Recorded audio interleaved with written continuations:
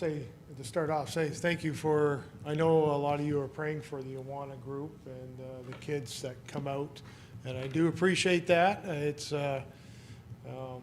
makes my job easier because, it's driving here sometimes, I sit there and say, why am I doing this? And then after I finish, and I probably said this before, when I'm driving home, I'm going, okay, that's why I'm doing it. So it's a privilege doing that. Tonight, I trust these words are less of me and more of what's presented to me to talk about tonight. So for your consideration then. A few thousand years ago, God said in Genesis, and God said, let us make man in our own image after our likeness. And God said, everything that he had made, and behold, it was very good. So we are a creation, and before the fall of man, we were very good. It's not where we are today was not where we were back then. And of course, things happen. But the topic I was looking at, and this is one's been kicking around for some time, and actually, it was one of the first things that came up when I guess either John or Stan asked me to do this the first time. But it never came together. I couldn't put it together. I couldn't think about what to say in that. And it was just recently that something we did, and I believe it was a few Sundays ago, that kind of put it together for me so I could talk about this. But it's something that's always concerned myself and anybody who's, we're young, we're getting older, and how we view our lives going forward, and because everything's based on accomplishments and where we are, and so this is about legacy, our legacy, what we want to do, or what we think we should be doing going forward, or what our lives represent down the road. And of course, I'm going to compare with what we generally think of when we talk about legacy. We always look at politicians. They have to have a legacy. They decided to serve the community and serve the country, but they all have this part in them when they actually achieve these status, that there's something, when they're finished, they want to be remembered for something. And we all have that. We want to be remembered for something. We don't want to go through life and then we're gone and nobody thinks about us. That type of thing. And maybe that's a prideful wish, but there again, we're human, and pride creeps into everything we do sometimes. So as an example, JFK. I'm not going way back in the day because based on our ages and my age, this is as far as I can remember. So JFK, what's he done? Well, he brought in a lot of, he was a president, and he was famous for the people. He was famous for people should be helping other people and elevating ourselves and help out the less fortunate. And he's known for that. He's also known for a bold statement back in the day when he said, we're going to put a man on the moon in 10 years. And really nobody really thought that could happen, but it happened. After that, we had Johnson. After that, he came up with, you've heard this phrase before, the New Deal. And that was the New Deal where he brought, after the election, he brought in the civil rights movement, and he brought in a lot of social reforms. And to elevate, again, people less fortunate and bring them up to a higher standard. Now, I'm not saying these are good things or bad things. I'm not making an opinion on it, but this is what happened. Nixon, everybody knows who Nixon was, right? Well, did you know he was a bit of an environmentalist and a conservationist? He brought in the Clean Air and Water Act, the Endangered Species Act, but what do we all remember him by? We remember him by Watergate, where maybe Kayla doesn't know what this is, but that's okay. She doesn't watch the documentaries. But Watergate, where he lied, and he also left the gold standard. For years we were on the gold standard, and now money's worth nothing, essentially. So Ronald Reagan came along, and everybody remembers Ronald Reagan. He brought in these economic reforms. He shrunk government. He increased defense spending. He did a lot of things, and his legacy is pretty much the conservative framework in the U.S. Now, back home, we had Trudeau-mania, part one. So Pierre came in. He was this young guy, and everybody loved him. But he was a bit of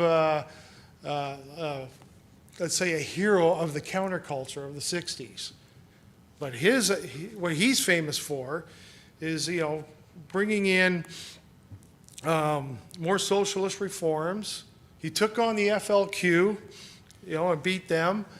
But those socialist reforms included easier divorce laws, decriminalizing homosexuality, and legalizing abortion. In our world, we see that legacy is not a very good legacy, but we know what the rest of society feels about that. So then we come on to Brian Mulroney. And again, he brought in economic reforms. He got the government working again. He did things for us. He brought in the free trade agreement. And if you remember, that was an actual, I believe, a referendum vote on one of the occasions.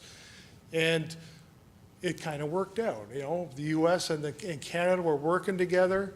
And, included in that, he brought in the GST, which we're all still living with. And, again, is that a good thing, a bad thing? I don't know. It's just a fact of life now that we have this GST on everything we buy. Now, he's also famous for the Charlottetown and the Meech Lake Accords. And I assume everybody remembers that vaguely if you were in the country. But that whole thing was about bringing in and giving Quebec a distinct society. So they wanted to be specially brought in and recognized as a society that's, kind of above the rest of Canada.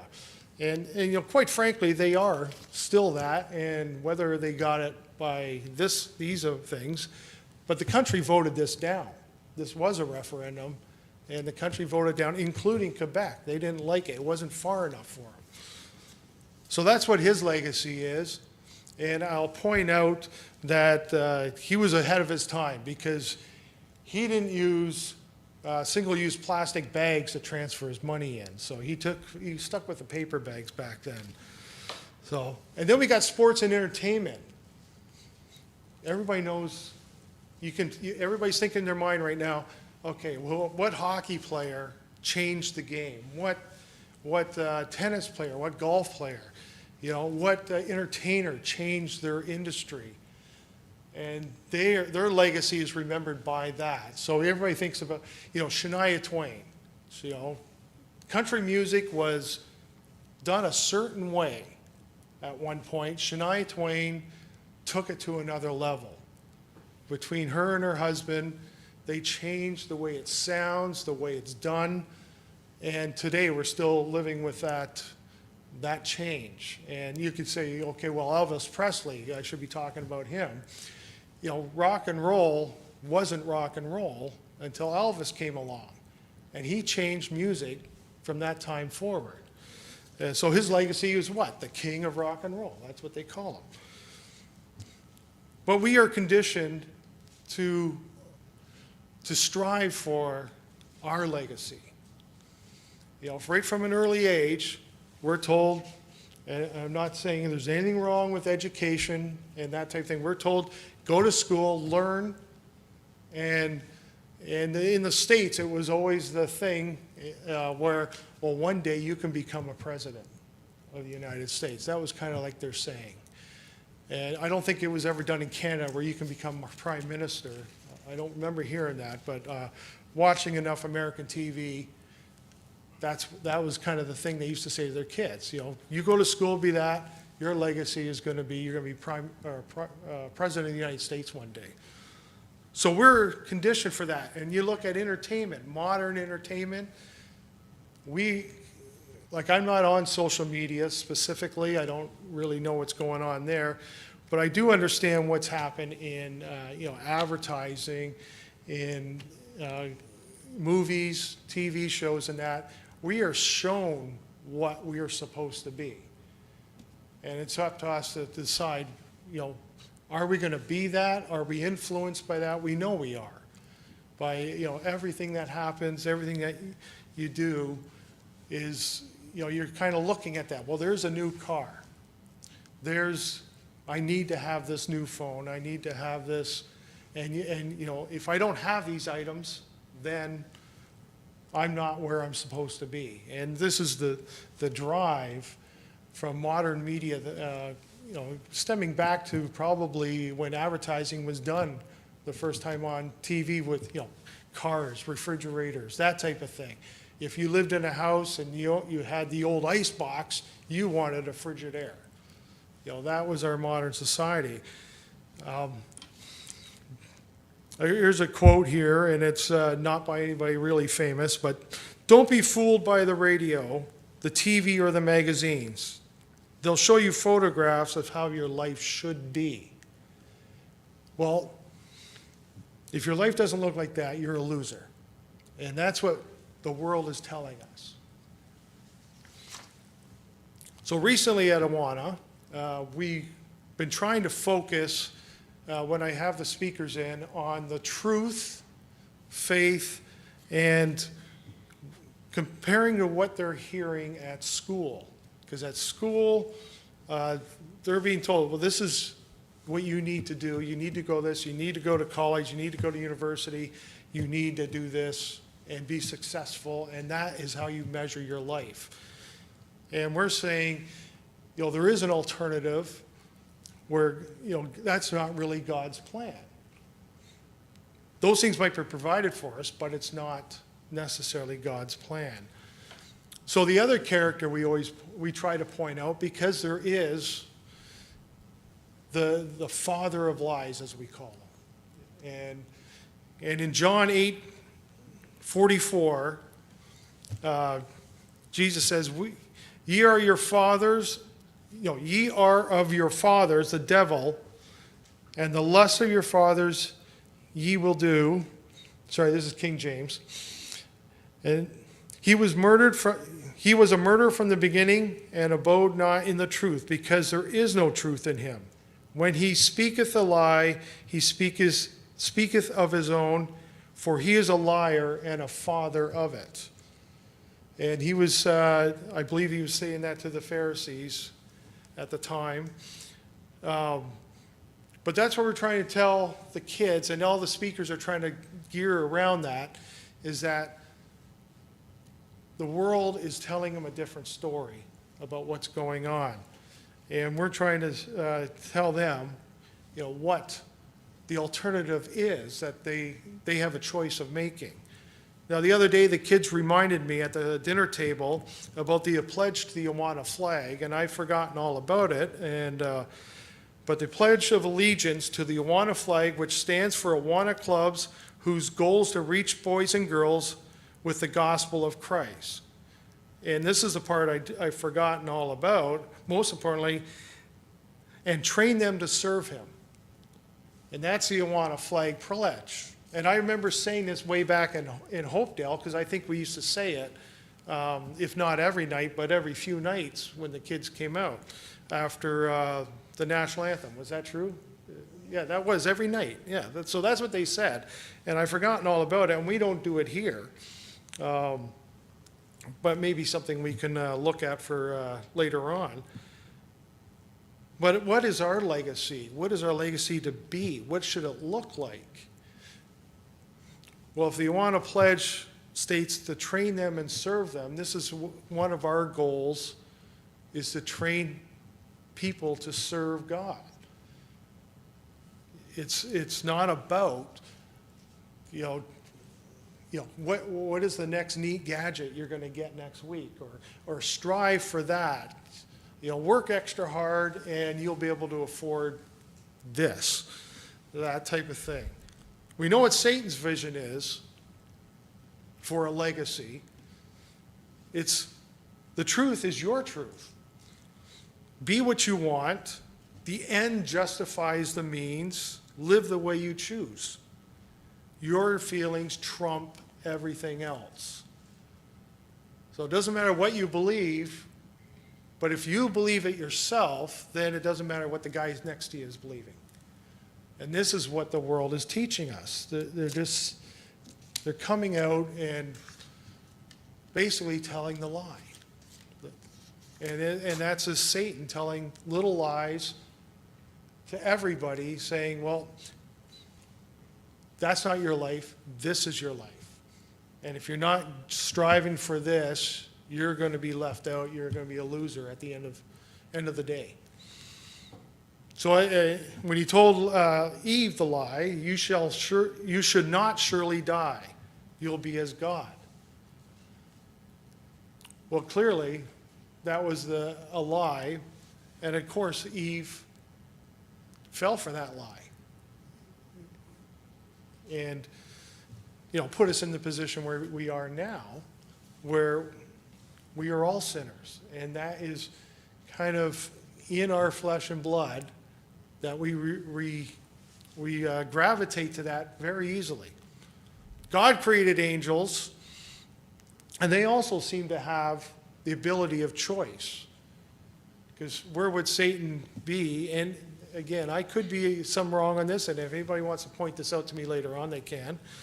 But Satan had a choice, and he chose to rebel. And rebel against God. And I wouldn't say I totally understand why he was able to have that choice, but God's obviously created angels with that ability. So in the event that they're to serve, they have the choice not to serve. God created man as flesh and blood. He created this whole earth and everything so he could put us here so we could exist. And we're not existing in a spirit world similar to the angels, but we are on this earth, and it's only here for one reason, and it's here for us, so we can exist here on earth. In Genesis 1:28, and God blessed them, and God said unto them, be fruitful and multiply, replenish the earth and subdue it, and have dominion over the fish of the sea and the fowl of the air, and over every living thing that moveth upon the earth. So we are kind of special in the aspect of the order. So him creating us, he's got us set apart from everything else on earth because we have dominion over it, and we are not the same as every other living creature that was created there. So we have a purpose. So animals, for example, and the only reason I bring this up is because it appears in this day and age is that animals have more consideration by the world than most humans have. And what's the difference between us and animals? Well, we have a spirit. Animals do not. Animals may have, because they're domesticated, may have some emotions, but do they really have emotions? And, we see that if anybody has a pet, as we do, they appear to show love. They appear to show feelings of hurt, jealousy, anger. But really, what is it? Is it just because we have been conditioned by fairy tales, literature, always using animals as characters that represent humans. So you can think of all the Disney movies, books and that used animals. So the mice are talking, the pigs are talking. They're doing stuff, they're standing upright, they're wearing clothes. Well, that's not the reality.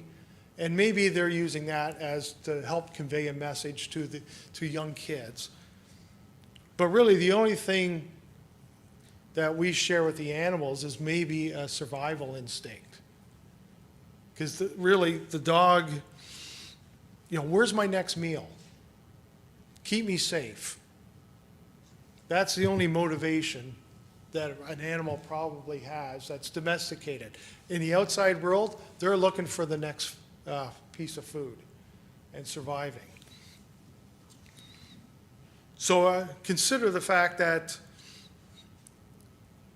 as Satan, as the father of lies, is the fact that we put animals above humans, not one of the little lies that keeps getting told to us. And we accept it because, it feels good. Yet, we'll spend all this time and money and, taxpayer money and the whole thing to keep animals safe, but we'll also take that same money that we give the government and they're killing babies. So what is Satan's little lie telling us, and what is the reality here and what that represents? I believe God has a plan for us that started long before recorded events in the Bible. And that plan must continue beyond the book of Revelations. Because we are all here because we have the hope to live in eternity with Jesus. So our purpose, Matthew 16:18 and 19. I say unto thee that thou art Peter, and upon this rock I will build my church, and the gates of hell shall not prevail against it.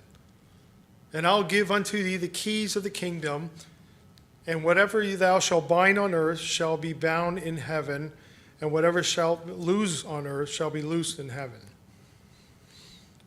So Satan's daily lie for us is that we're not capable of being that person if we're given the keys and to help build that church. It's not our church. Jesus said he would build his church. But he needs us, in some strange way, he needs us to build that church. There are a lot of times, and speaking for myself, and I'm sure everybody's had the same thought, that you feel useless. And the little lie will come in. Well, you can't do this, so why are you trying? You weren't in the garden. It's not your fault that, you're a sinner. You may have made a different choice. Probably not. But God has a plan for us. God saw everything that he had made, and behold, it was good. So God made us, and we are good. Satan's goal, he wants us to share in his rebellion. Build that city, build a society, make lots of money. Doesn't matter how you get there. That's your legacy, and it's not an internal legacy for that. And this came to mind because I haven't been able to forget this. I had a dream one night, and I'm not breaking into song, but I had a dream, and I was sitting on a pile of ruins, on stuff, and it was rolling down the QE out in front of Oakville Place, and the world around it was just crumbling. And I'm sitting there, and I can't get off the pile, and It's just, there's nothing that could be done, and I'm there by myself, I'm rolling down the highway, and I don't know why that spot, I don't know what the reason for the dream was specifically, but I still remember it, and it keeps coming back to me to remember that aspect of it. Jesus said, I will build my church. So how are we going to be involved with that? And really we must, it's in my opinion that we should consider the long game, not short-term efforts. And when I say short-term, because our time isn't what God considers as time.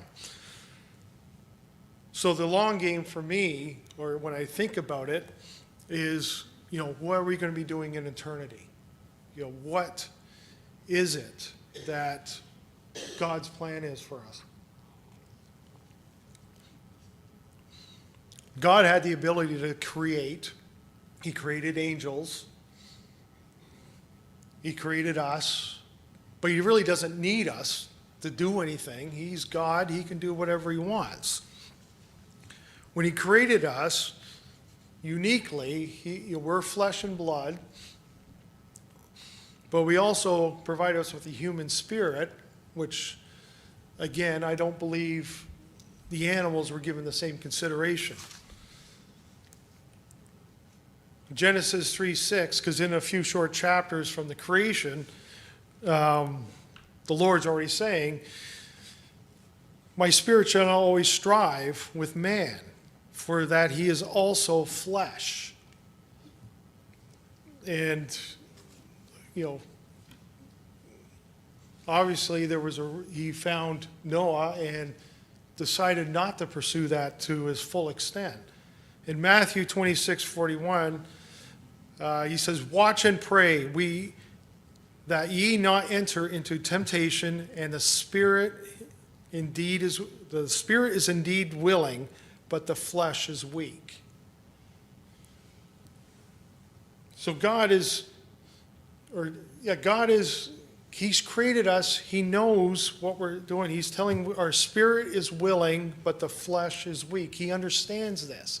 And this is, again, Satan's little lie to us is that you're not able to do anything. You can't help. But God's giving us the ability to serve him, but we do have a weak flesh. Now, in Psalm 37, David wrote, in the steps of a good man, this is verse 23, in the steps of a good man, let me say that again. The steps of a good man are ordered by the Lord, and he delighteth in his way. Though he fall, he shall not be utterly cast down, for the Lord upholdeth him with his hand. I have been young, and now I'm old, yet I have not seen the righteous forsaken, nor his seed begging bread. So that tells me that there's a recognition of our failures. And the fact that we will fall. But the Lord is not going to leave us by ourselves, on our own, and then gravitating to Satan's lie of like, you can't do this, you're not able to do this, just give up and, jump in the pool and relax. God created us for and provided us gifts that we are capable of actually doing something. A few weeks ago, and as I mentioned earlier, I don't know if it was came out fully in that, but I got, because we were in that area of the passage, John 21, when Jesus appeared on the beach while Peter and Thomas were fishing with some others. And of course, they were having a very unsuccessful night. And he appeared there with them. So for John 21, verse 9, I'll read a few verses there if you wish to turn to it. As soon as they come to the land, they saw fire of coals there, the fish laid thereon, and bread. Jesus said to them, "Bring the fish which you have now caught." Simon and Peter went up and drew the net to the land of great fishes, 150 of them, 153, and all of them were so many, the net was not broken. Jesus said unto them, "Come and dine." And none of the disciples asked him, "Who art thou?" knowing it was the Lord. Jesus cometh and take bread and give them, and fish likewise. So what stuck out to me on that is we do not need to bring anything to the table. Jesus provided everything there. The disciples were having a bad night of fishing. He tells them to cast the nets to the right side of the boat, and they got lots of fish. They come to shore, dinner's prepared. The fire's there, the bread's there. All he's asking for them is to come and dine with him. Everything was there that they needed. Jesus also didn't expect himself to be served upon or entertained. Everything was there for the disciples. And later, a few verses down from that, Jesus is asking Peter, "What do you love me?" And of course, Peter says yes. But Jesus' response to the 3 times he asks him in verse 15, "Feed my lambs." Verse 16, "Feed my sheep." And then he tells Peter to follow him. Jesus will build his church. He's not asking us what we can do. He's asking us to love him and follow him. There's really nothing else he expects us. He's given us the gifts. He's given us the talents. He's given us the ability. It's up to us to actually just follow him, love him, and follow him. Our gifts and talents that he's provided for us, sure, we can practice and hone those skills. But we didn't develop those skills ourselves. These were all provided for us. This is like creation was provided for us to live on this earth. We didn't create the air. We didn't create the water. These things were given to us so we could survive. So the fact that Satan keeps telling us, you should be this, you should be that, you should be, something that you're not, and it's okay. That's what society's telling us, and that's all a lie from Satan. And he keeps telling us stuff that we may want to hear at our weak points, and we choose to follow that or take comfort in those little issues. But God's told us that he expects us and expects failure. Because the disciples a few weeks ago, where they were betraying him, they were running away, there was no support from them at all. But he shows back up, provides them with everything they need, and he's going to provide them the ability to build his church while he goes off and prepares the place for us. So what our legacy should be, not the world's vision. Our legacy should be, as it says in Matthew 25:23, the Lord said unto him, "Well done, good and faithful servant. Thou hast been faithful over a few things. I'll make you a ruler over many things. Enter thou into the joy of the Lord."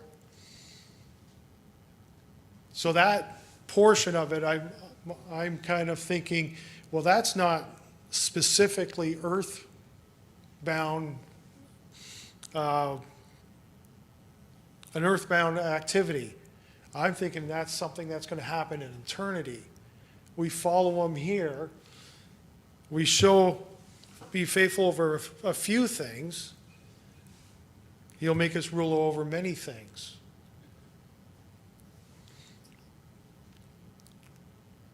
That's what I believe our legacy should be. And legacy is anybody who's here.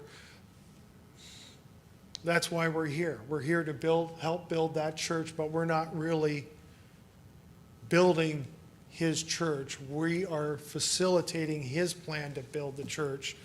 So all of us in eternity will be doing something else that we're going to be working. We're going to be doing something. There's a purpose for this. And maybe I've missed it in the Bible of what that specifically is. But my hope is be faithful in the little things that happen here, opportunities that are presented to us. Don't turn it down. And he'll look after how we actually achieve those goals. You know, it's not my job. You know, quite frankly, I don't deserve my job. It's there. But is that the reason? The only reason I'm employed today is because I'm supposed to be doing this. Is that the only reason? And that could be true. The only reason I came back to Oakville, we were living in Cambridge. You know, why am I here? We went to Hopedale. We got involved with Hopedale. When we were out in Cambridge, we just drove in, drove out. We weren't really involved in the church. But once we got to Oakville, our purpose changed. And it wasn't because something I did or that, but there was a job there to do. And so that's what I believe our legacy should be, is build the church. And doesn't matter what you bring to the table, just bring it. And the Lord will provide everything you need to follow him, feed his sheep. And those are my thoughts. And consider that as, I try to consider that as an encouragement, and maybe talk to myself into the fact, why am I here? I'm not here to be a business mogul. I'm not going to be Bill Gates. I'm not going to, I can work in a garage, but I'm not going to come out with Microsoft. I'm going to come out with something that works but doesn't look good. And that's what I do. But, Carol can attest to that. So to me, that is bring it. The Lord doesn't ask for us to bring something with them. He provides the means, the opportunity, and the abilities. We just have to love him and feed his sheep and follow him. And that completes my thoughts on this evening. All right, thank you very much for taking time.